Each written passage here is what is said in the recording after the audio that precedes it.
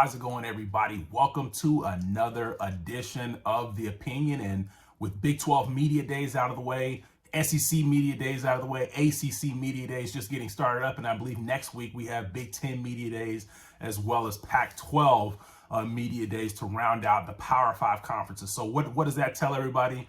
That college football, we're getting closer and closer, in spring, or not spring, we're coming out of spring. I wanted to say spring football, not spring football, but fall camp is going to open up for all these teams, no matter if you're Power 5 or non-Power 5. Fall camp is going to open up, and we're essentially at that time right now. So essentially, let me focus on the Big 12. So I'm going to have a series coming out, and today we're going to talk about the Big 12 quarterbacks and where I rank these quarterbacks.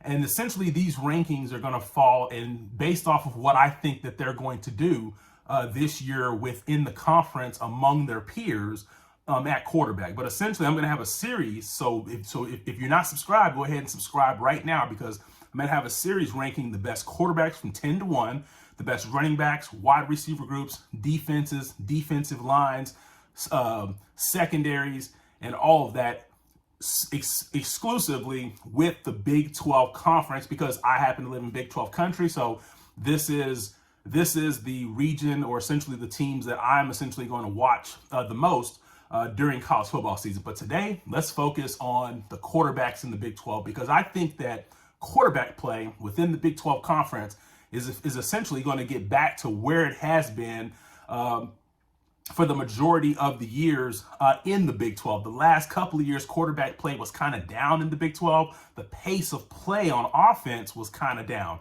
Teams were essentially running about 55 to 60 plays a game. I think you're going to see the pace tick up a little bit, or you're going to see the pace tick up a whole lot. We already know that Oklahoma plans on running a no-huddle offense where they're essentially just trying to snap the ball as fast as possible. And I believe that many other teams within this conference are going to be doing the same thing. So essentially, I think every team within the Big 12 has a pretty viable quarterback, outside the exception of a few. So the defenses in the Big 12, you guys had better be ready this year, because I'm telling you, the quarterback play is this is probably going to be the best league across the board from top to bottom when it comes to quarterback play. But essentially, without further ado, let's get into ranking them, and let's start at number 10. So with number 10, the number 10 quarterback, I have Jalon Daniels from Kansas. This guy is capable. This is the guy that I believe started when they beat Texas. So he's capable of making some noise. But unfortunately, he plays for Kansas, who I believe is probably still the worst team within the Big 12. But hey, this is their second year under their new coach. And essentially, from that standpoint, he has an opportunity to move up on this list. But where I have him right now, and essentially the way that I see him performing amongst his peers, I have him at number 10. Number 9, I've got Max Duggen. So Max Duggen at TCU. And if you really put a truth serum in me, I really don't even think I don't even think Max Duggen is going to be the starter the entire year at TCU, and I don't know why. Oh, Chandler Morris. I believe that Chandler Morris will probably supersede Max Duggen. And in fact, if I knew that Chandler Morris was 100% going to be the starter, I would probably have him higher on the list than number 9. But I believe Sonny Dykes. This is Sonny Dykes' first year. He's probably at least going to start the season with a senior quarterback in Max Duggen. So essentially, from that standpoint, I got Max Duggen at number 9. He's an okay quarterback when he's throwing the ball 10 yards and in, but anything 15 yards, 20 yards down the field, Max Duggen over the years has not really been able to prove that he can throw the ball, much less downfield. And I just don't know about TCU's offensive line, so that's why I've got Max Duggen ranked at number 9. Number 8, Texas Tech quarterback Tyler Shough. And so essentially, from that standpoint, I saw some great things, or not going to say great things, but I saw some things from Tyler Shough last year that were somewhat promising, and I expect him to improve upon that. But however, Texas Tech does have a new coach, and I put it like this: as I start going up the list with number 8, Tyler Shough, there's really no shame in being number 8. Because essentially what I'm saying is that that's how good I think the rest of this league is, and the names that I'm going to name in front of Tyler Shough. So I've got Tyler Shough at number 8. Number 7, got Hunter Dekkers for Iowa State. So this guy is the projected starter for Iowa State. Like I said, don't know a whole lot about him, but Iowa State as a program tends to always put out a solid quarterback. So essentially, from a first-time starter, Tyler Dekkers, I couldn't have him, especially with a program like Iowa State, who they did lose a lot, but I think the coach at Iowa State has built enough of a reputation that essentially none of his quarterbacks are going to be ranked in this conference at 8, 9, or 10. I just don't believe that as well. Number 6, Blake Shapen from Baylor.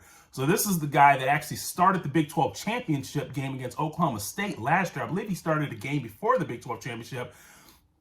And essentially, this guy essentially won the starting job in spring. And I think that this was the right move by Dave Aranda, allowed the other guy to transfer, but also allowed Shapen to be named the starter and to essentially own the offense. And Blake Shapen, he's somebody that I like. I would have him higher if he had more playing experience, but I think Blake Shapen is really going to be able to open up that Baylor passing game because essentially between Blake Shapen and the guy they had last year, which, like I said, when you're doing these videos, sometimes you just can't think. But I know as soon as I finish the video, I'm going to remember the Baylor quarterback from last year. But essentially, Blake Shapen was the better passer. So I think Blake Shapen is going to be able to open up that Baylor offense to go along with that Baylor defense. So look out for Baylor again to be vying for another Big 12 title as well. Number 5, we got Adrian Martinez, the transfer from Nebraska. And the reason I got him number 5 on this list, I think look out for Kansas State.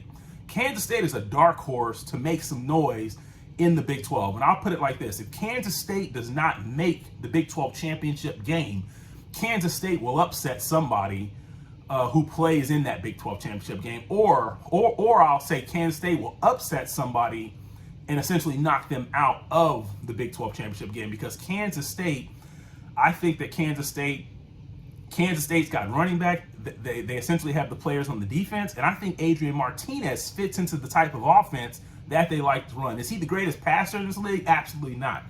But Adrian Martinez is going to fit into this run-first offense that gives the quarterback a lot of options to run and to essentially set up the pass off of their running game. So I think Adrian Martinez fits perfectly within Kansas State's offense. Number 4, Quinn Ewers. Now, I know some of you Texas fans are going to be upset with me that I don't have Quinn Ewers number 1. I mean, you're asking me, how can I not have this guy number 1?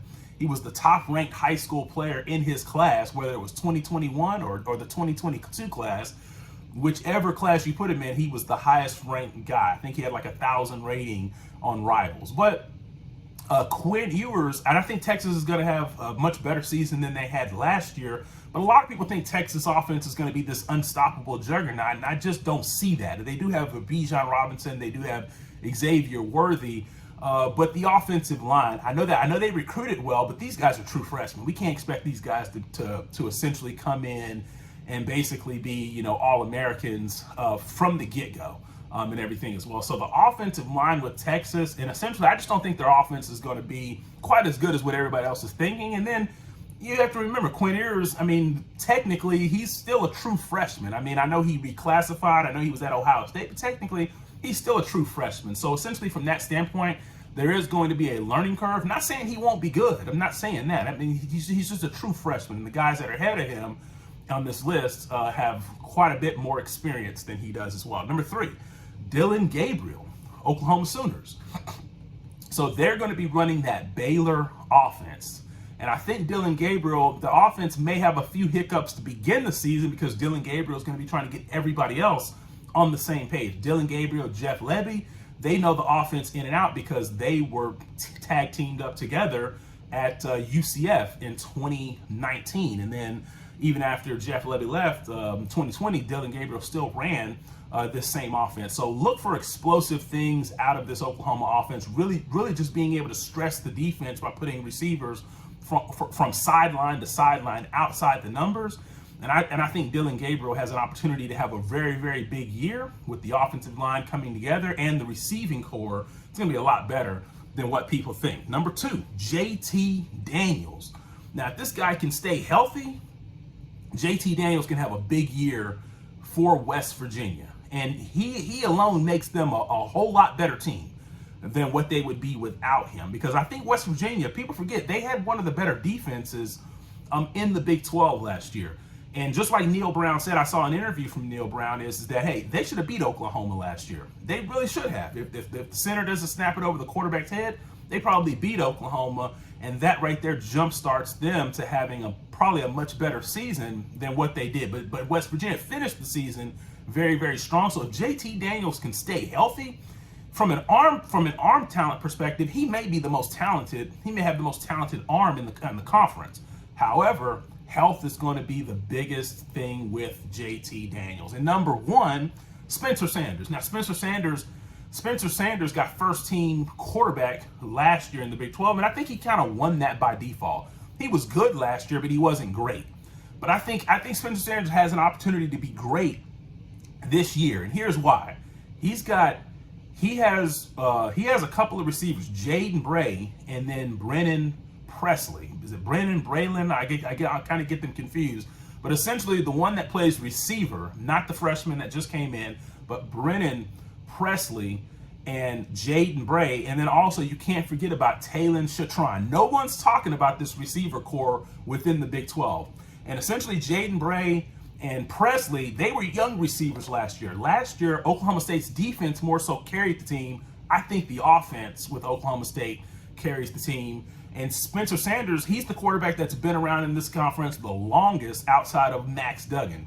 So if he can't get it by now, he's probably never going to get it. But with him being like a fifth-year senior, I expect him to get it and to put it all together to limit those turnovers. And I've got Spencer Sanders as the number one quarterback headed into this season in the Big 12 Conference. That's my opinion. You guys leave your opinions. What'd you think of my list? Hey, you might think it was terrible, but hey, give me your list. I want to hear what you guys had to say. I'm out.